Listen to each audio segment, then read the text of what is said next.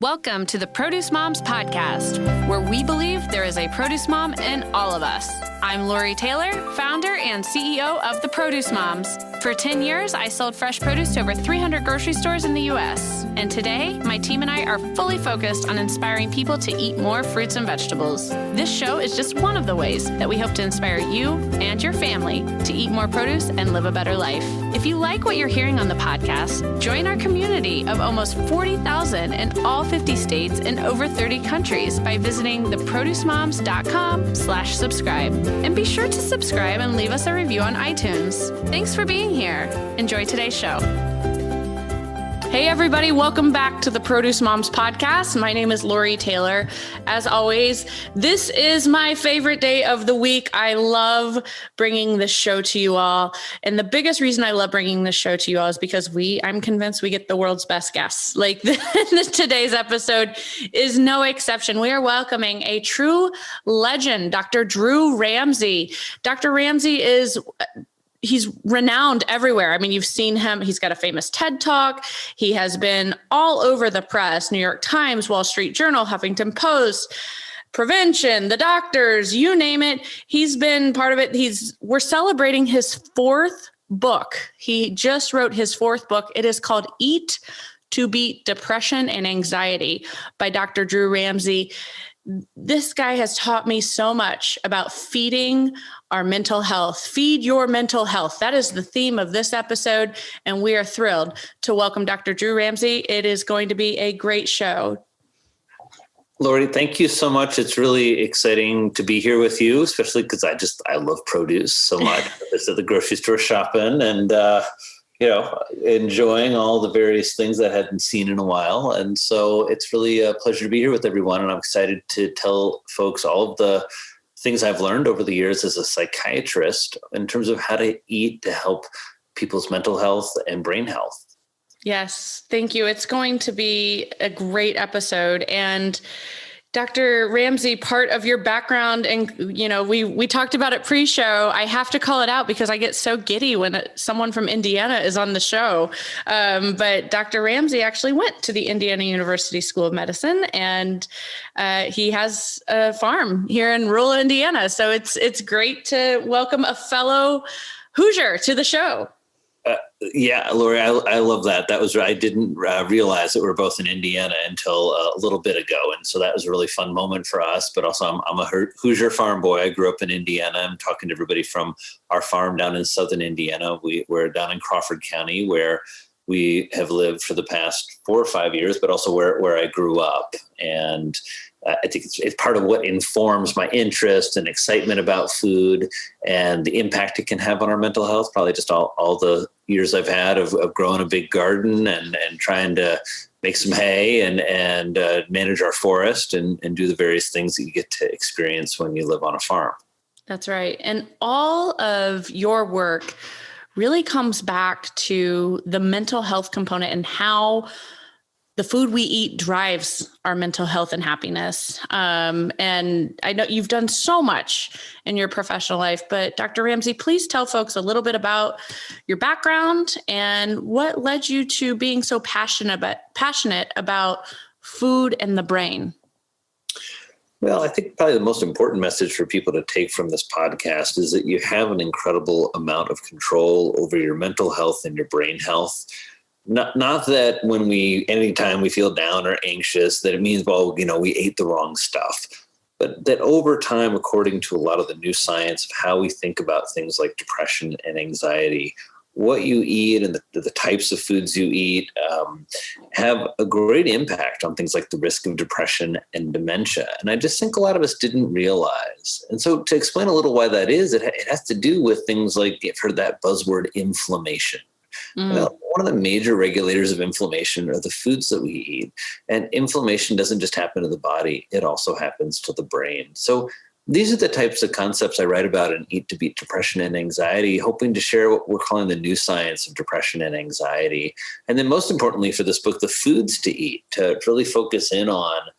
In terms of my journey, I came out of this really small rural county and then went to Earlham College. And before that, I went to a little small high school called the Indiana Academy. Since we're both Hoosiers, we should give a shout out to the Academy. Really wonderful, wonderful school at Ball State that pulls kids from their local schools and allows us to finish high school doing 2 years of college at Ball State. And then on to Earlham College, then to IU Med School, and then to Columbia University in New York City, where I trained to be a psychiatrist. And so during that time, I really transitioned in terms of my own food consumption, of going from being a low-fat vegetarian, which was kind of, way back then wasn't even in vogue. It was just downright strange. Yeah. And then got very interested in the new data coming out about omega-3 fats in fish, and then just realized no one talks about food and mental health. There's not any questions we're taught to ask people during an assessment. And it just felt like a huge gap. And the more I started researching food for my first book, The Happiness Diet, and its impact on mental health, the more I wanted to sound the word. And then for this book, it's really just been about trying to share the science and the food and the motivation to help people really start eating the foods that can impact and improve their mental health. And that is so important. And, personally, I love how all roads pretty much lead back to fruits and veggies. And I know there's other dietary components, and we'll have a chance to get into those, but your work has been so complementary to the work that everyone that is promoting fruits and vegetables is all about. So anyone that is a fellow member of the produce industry, works in the supply chain, that's listening to today's show, please check out Dr. Ramsey's work and find this book, Eat to Beat Depression and Anxiety. And so let's talk a little bit more let's hone in on the fruit and vegetable component, if you don't mind. I feel like everybody in the produce industry is listening might be angry because I co-founded National Kale Day. And I think the produce industry love that, but I had them scratching their heads like, we got a lot of other stuff here. No, it's created. Yeah. You know what? Kale was the first king of the produce department, although I think cauliflower is nipping at kale's heels now with everybody's always trying to nip at kale's heels. It's like being Led Zeppelin, cry. Yeah.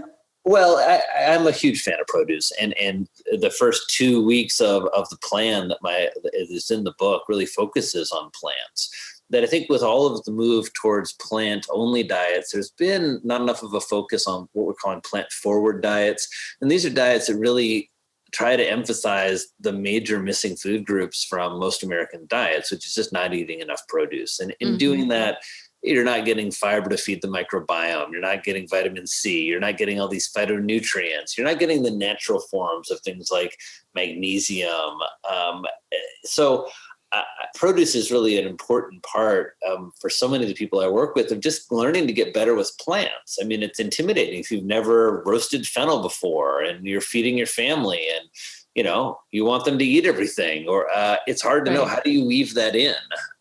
But the book really tries to go over some of the power players for eating for mental health. Fennel is not one of them, but these are the foods I really tried to focus in on as most supported by the research, but also most accessible to most families in terms of what you can add into your daily rotation or your weekly rotation to make sure you're getting the nutrients and the food groups that are most tied to clinical depression and anxiety.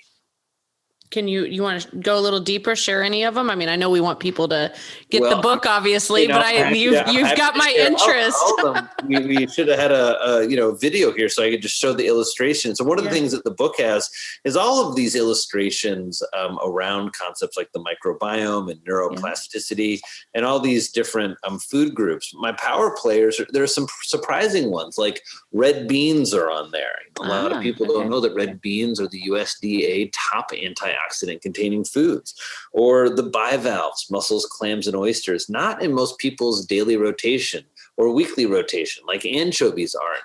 But while those foods might sound challenging or even gross to you, there's lots of ways to make them really delicious, and they are delicious in their natural form, and to adopt them into your diet. I know this because I didn't eat any seafood until I was probably 30 or 35. Right. Another favorite on here and a favorite of the book is dark chocolate. Really focus a lot on dark chocolate. We have a whole illustration and a few pages focus on the research of dark chocolate and how it's really not, it's not a guilty treat. It's something that really can be part of your daily plan. I guess, you could argue that's my entire marketing strategy is to say dark chocolate is good for your mental health and the book's going to fly off shelves. But in all seriousness, these power players, they represent food categories. So even if you don't like kale, that's fine. It's totally fine. What's important is that you develop your relationship with leafy greens, whether that's sunflower sprouts or microgreens or collard greens or arugula or mesclun mix, but to have a set of leafy greens that you really love and to love it in multiple forms, not just a salad, but also as a saute or in stews. So leafy greens and rainbow vegetables are the two big categories we focus on, that and fermented foods, fermented produce, which is just a really key category. Yeah. And it's just booming in relevancy also. I mean, you're starting to see more products that are fermented making their way into mainstream grocery. And I mean, the stats that you see online with, content that's resonating with folks on platforms like Pinterest, the stats don't lie, right? I mean, that is definitely an area where consumers definitely are demonstrating more interest. And now we actually have to do the more challenging thing, which is get folks to consume it. Well, I think that's exactly right, Lori. I think that's why I'm a psychiatrist who's writing cookbooks it's not like anybody's surprised when I said, maybe you're surprised when I said clams, but when I tell chocolate, you wild salmon is good for your brain health, or, pumpkin seeds or olive oil are good for your brain health. I mean, maybe it's a little surprising, but I wouldn't say these are rocking anybody's world in terms of surprising unknown foods. And what you're talking about is actually a focus of the book, where I try to use my experience as a psychiatrist to help people tap into their motivation. That if you know the right foods in terms of health, and I do think there are some new lessons that people need to learn. I think folks have been really hung up on the wrong arguments. People have been, debating on whether you should eat meat or not, or whether you should go keto or not. And I think it's just missing the point. The bottom line is you should have an intentional diet that feeds your mental health. And if you're focused on anything other than that, it feels like you're not paying attention to both the science, but also the risk of mental health disorders. I mean, it's just, they are the most disabling conditions on planet Earth, and we're all vulnerable to them. And it's nice to know that there are things you can do, delicious things like dark chocolate, that you can do every day to decrease your risk, or if you do have symptoms, minimize their impact. That's right. And this is definitely a topic that resonates with so many households. I read on the book's website, actually, Dr. Ramsey, depression and anxiety affect 58 million in the United States alone. Yeah, I think that statistic's low now, because that's pre-pandemic. We just, anybody who Googles anxiety, 40 million Americans have it. That's been the same statistic the entire time I'm doing media work. So right. I think that especially now when we saw just a huge increase in depression and anxiety over the pandemic in the past year, I think one of the things that's helpful is that we've increased our dialogue, that everyone's talking about being anxious and not being able to sleep and being depressed or feeling weird and socially awkward. So there's been much more, I think, opening up around our mental health conversation, but we have a long way to go. And but it is, I think, something that I hope persists. That the more we think about communication and opening up and sharing and talking, that is the most potent medicine against the mental health epidemic. And then if we can also tap into motivation and really change, not everything, I'm an Indiana guy. So, I eat everything that most Indiana guys eat: pizza, pasta, junk food, fast food. Don't think that it's about cutting out all of that stuff. Right.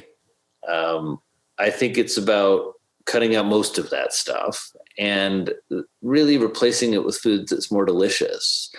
And it's food that's more delicious because it leaves you feeling better. It leaves you feeling healthier. It's why, as I'm approaching 50, I'm feeling vibrant and energized and happier than I've ever felt. I think it has a lot to do with the lifestyle choices that I'm able to make and my family makes. And I just want everyone to hear my encouragement. I think it's particularly when you're feeling down or anxious, having someone to tell you to change how you eat sounds like, God, you really don't understand depression and anxiety. And so I want everyone listening to know, I certainly do understand it's more complicated than that. Mm-hmm. But I think there are some foundational pieces that for a lot of people are missing, that folks aren't eating the right foods. Folks aren't living a lifestyle of really engaging in connections and joyful interactions. So I think, there's a lot that we can do, and that's empowering. That means that you're not a victim of these symptoms or you're going to suffer with them for the rest of your life. It means that there are things that we all can do in our everyday lives to improve our mental health. And to me, I hope everyone hears my encouragement and my excitement about that, not just in my opinion, but also based in the scientific literature. Yeah. And that is one thing that has always inspired me about your work. I feel like it is action oriented. You mentioned it briefly in your previous remarks. You referenced you said 2 weeks of the plan. I want to make sure that the folks listening understand that along with this new book, Eat to Beat Depression and Anxiety, there is an action oriented plan. Tell our listeners more about what this Kickstarter plan is that you've put together. Well, one of the things we've observed in psychiatry and mental health is that things that are antidepressants take 4 to 6 weeks to work. That really the way that we're helping people, it's not just about serotonin with our meds. It's about fostering brain growth and decreasing inflammation. And that's exactly what food can do for us.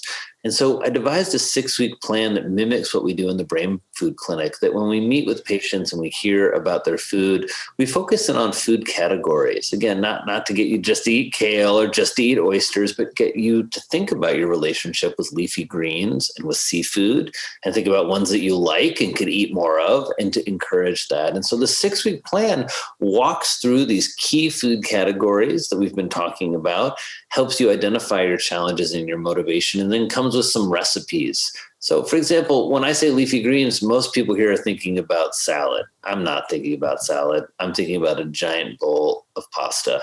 But in that bowl of pasta, I've made a pesto. And I've replaced half of the pasta with white beans.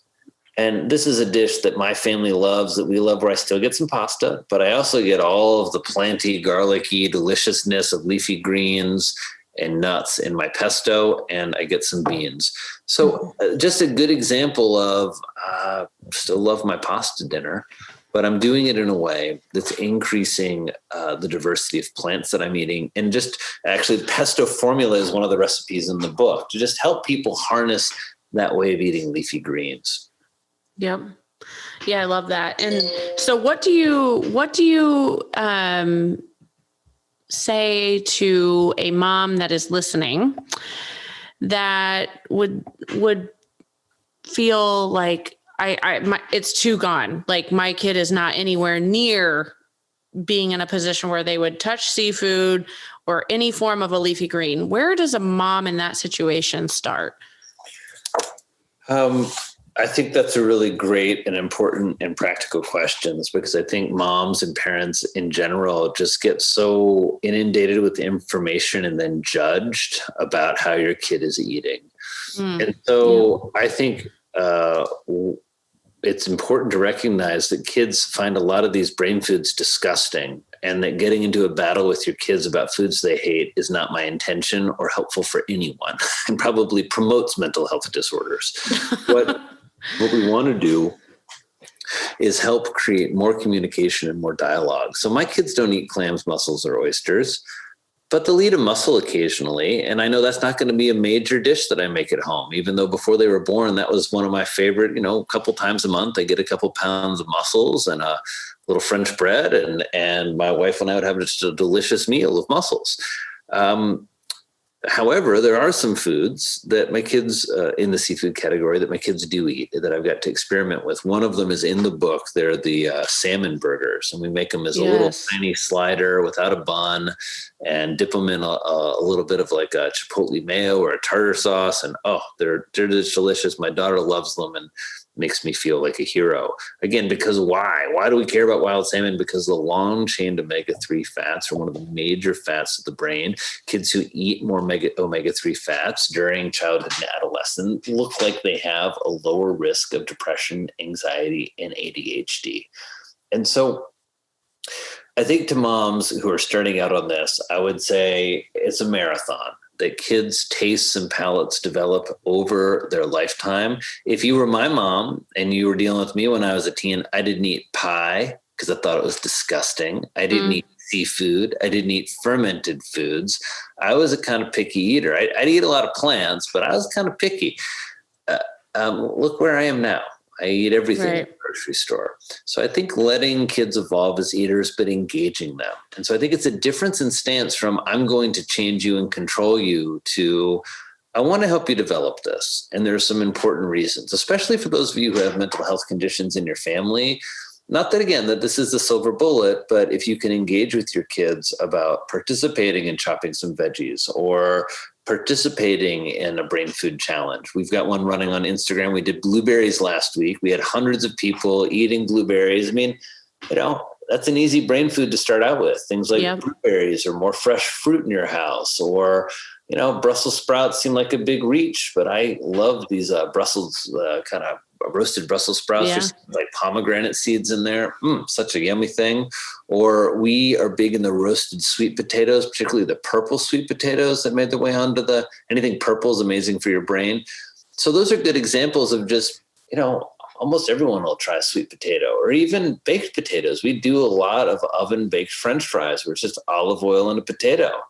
Potatoes have a bad rap. Potatoes are amazing for your microbiome when they're not eaten as French fries and potato chips, but when they're eaten as things like oven baked fries or potato salad. So I think those are all, focus on the wins. And I've seen also a lot of, over the years, moms bring their kids to consultation with me and say, he's a picky eater, he doesn't eat anything. And usually what I do with those kids is I make a list of all the things that they like to eat, not to prove mom wrong, but to talk about perspective. Right. And I had this happen once, and the mother was upset because the kid didn't eat. I can't remember. I think it was something like kale, right? But the kid ate curry, and I was like, Mom, wow, you got a curry eater on your hand. Like I've never even. That's like super amazing, right? And so, focusing on things kids like, getting them involved, going one food category at a time, emphasizing that do your kids like avocados and blueberries? Those are great brain foods. Do they like nuts? That's a big staple in our house in terms of just a real simple, healthy snack that has a nice mix of fats, protein, and slow burning carbs.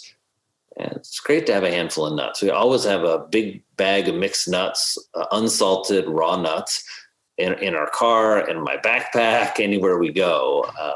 So those would be some ideas for moms hearing this. And then keep up the good fight. And, don't be too hard on yourself. I think that's the other thing I see a lot, where there's just so much pressure on moms these days, Lori. And I don't know, I'm really incredibly grateful for my wife, the mother in our house, who and for all of the just all the help that I've had over the years developing these ideas, but also feeding and raising our kids. I mean, I'm speaking moms like it's someone like I've got one here in my house, and I do my very best to equal her effort. I fall short, but in terms of really making caregiving a priority in our house, and that nutrition is a part of that. I also love this quote. I hate this quote, but I love this quote. It was like, and I don't know who said it, but it's around the idea. I heard it first from a chef that was in a workshop that I was giving, saying, that you can't serve a loving meal when it's cooked from an unloving place. And I hate that quote because, I'm sometimes in a frustrated mood and I'm annoyed and I've got other stuff to do. And I'm just not in that good mental, positive Drew Ramsey headspace. Right. And I think about that when I'm cooking and how I seem like a frustrated guy that doesn't have time for my kids. And I really try, it's the value of mindfulness and working that muscle is to be able to see that, be aware, and then pivot and shift a little bit to make sure that I put a lot of love and intention to that meal. I seize that moment. I adjust my attitude and, I love it. Love. Yes, it's the number one ingredient. Love. I love that. And the adage, brain food, it kind of comes full circle listening to you talk and spending a little bit of time on your website. Another stat that stuck out to me when I was browsing through your site and preparing for this episode, our brains consume 20% of everything we eat. Yeah, it's surprising to everyone, right? It shocked me. When I get on the treadmill in the gym and I run, like 40 minutes later, I burned 420 calories. The brain burns 420 calories every day or night. Doesn't matter whether you're awake or sleeping. It's just churning along. Mm-hmm. And there are a certain number of nutrients that there's much more of in the brain than there is in our blood, like folate, vitamin B9. Mm-hmm. And so I think it just kind of goes to show us that we haven't spent time connecting food to mental health and mental health to brain health. That we all look at food and we think about how it affects our heart health. And the heart is super important, but the heart is a pump. Mm-hmm. Right? I mean, your brain makes human consciousness. Don't you want to focus on feeding that? And I think what's generally true is what's good for the heart is good for the brain. I think that's generally true.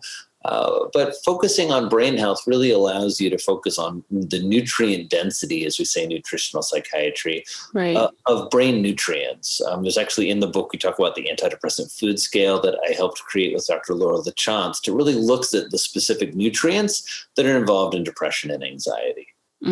So good. So obviously I want everyone listening to pick up a copy of Dr. Drew Ramsey's latest book, Eat to Beat Depression and Anxiety. Just such a light. That's how I would describe you. It kind of comes full circle. When I listen to Dr. Ramsey speak, I feel like, wow, we can do this. We can improve our relationship with all of these different categories of foods that help us live our best life. That's really what it's all about. And with that, Dr. Ramsey, you get the closing remarks. I know you have other offerings for folks beyond the new book. Obviously the famous TED Talk they can watch back. You have online courses and social media accounts. So please, in your closing remarks, say your goodbyes and whatever you would like to say, but please include some more information about where folks can connect with you. For sure. Lori, thank you first. And thank you everyone who's listened to this point. I hope that some of these thoughts are helpful to you and your family, especially now in 2021, as we're all struggling with real significant challenges in our mental health and our mental fitness. And I hope some focus on nutrition helps you. I'd be honored for you to check out the book. I'm very easy to find. I'm most active on Instagram. I'm Drew Ramsey, MD there. My website is www.drewramseymd.com. You can sign up for our weekly Friday Feels email list. This is a weekly email to just try and share with you new science, new ideas, cool stuff that I'm reading about mental health and mental fitness. We also have an e-course, both one for the public, Eat to Beat Depression, and then one for the clinicians or for the public who's really interested at the kind of highest level of nutritional psychiatry information. We have a 10-hour continuing education course that is the first ever to teach clinicians the principles and evidence of nutritional psychiatry. So all that stuff's available on my site. So please give me a follow on social over on Instagram or Facebook. Please sign up for my list and check out the book. And I guess most important to me, besides any of that stuff, it would just be wonderful if you do something to prioritize your mental health today. And if you're already doing that, do that to help someone else prioritize their mental health today. I just know that the mental health epidemic is getting worse. And I know that as much as experts and professionals like myself can be helpful, I also know that the majority of the mental health care system is you all listening. It's the love you share with the people in your communities, with your family, and it's the most important aspect of people recognizing they're struggling. Nobody comes to my office usually without someone saying, getting a, hey, I'm a little worried about you. So please check in. Please take care of your mental health and those around you. And I wish everybody the absolute best. And thank you so much for listening and for your support. Thanks for joining us on this episode of the Produce Moms podcast. If you or someone you know would like to be a featured guest, just send an email to Lori@theproducemoms.com. We know there is a produce mom in you because there's a produce mom in all of us. Join our community on Facebook and all social platforms. Help us change the way America eats. Thanks again for listening, and we'll see you next time.